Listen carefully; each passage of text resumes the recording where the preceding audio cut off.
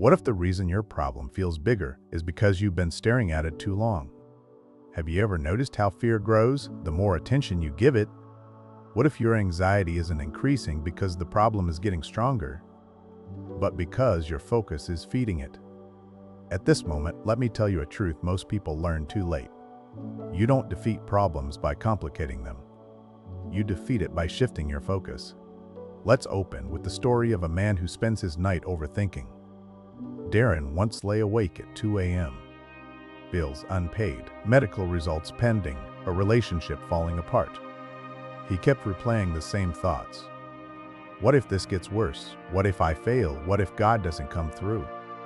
By morning, nothing had changed externally. But internally, he was exhausted, defeated, small.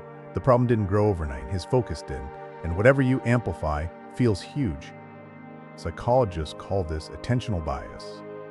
Your brain scans for what you tell it is important. If you focus on danger, it highlights the threat. If you focus on lack, it highlights scarcity. If you focus on failure, it highlights mistakes.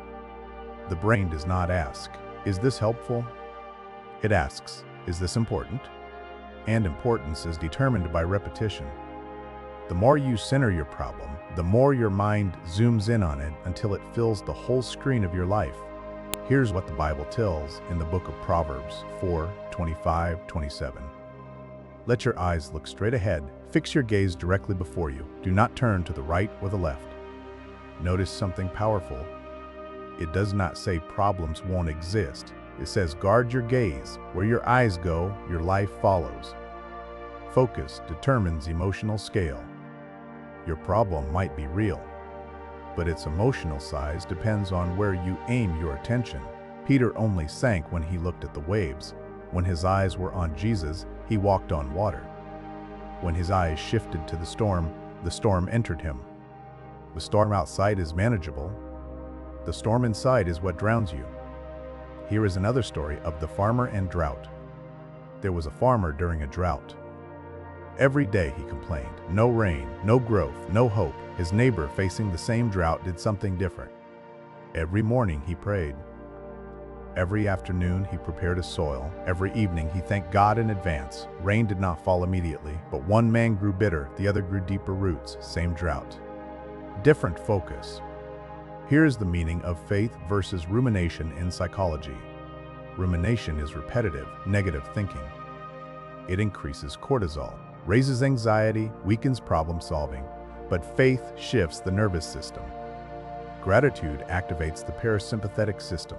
Trust reduces stress hormones. Hope increases resilience. When you concentrate on God, your body responds differently. Your posture changes. Your breathing slows. Your thoughts stabilize. Faith is not denial. It is a direction. Trust over understanding. Hear this from the book of Proverbs 3:5-6. Trust in the Lord with all your heart and lean not on your own understanding. In all your ways submit to him, and he will make your paths straight. Notice the instruction. Not understanding everything. Not solving everything.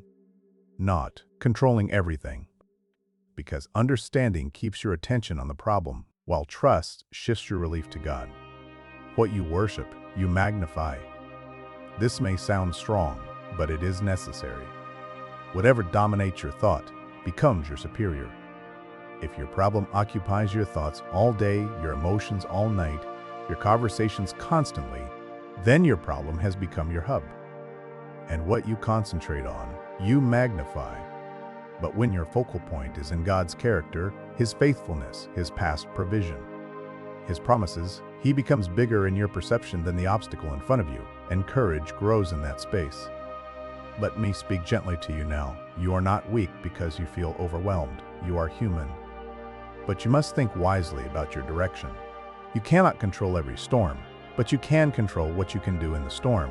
You cannot silence every negative thought, but you can redirect it to the right mindset.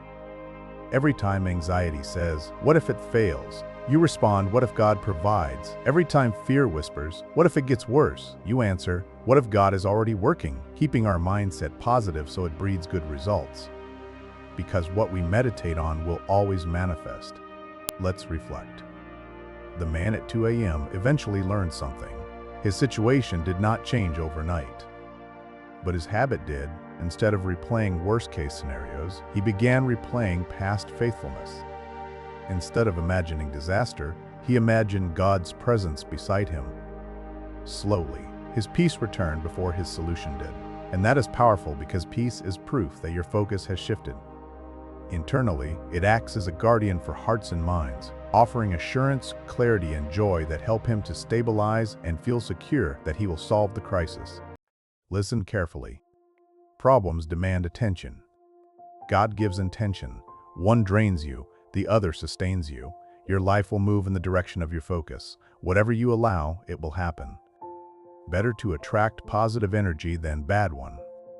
Now, don't deny your problem. Don't pretend it's small. Just refuse to stare at it longer than you stare at God. Shift your gaze and watch how your heart follows.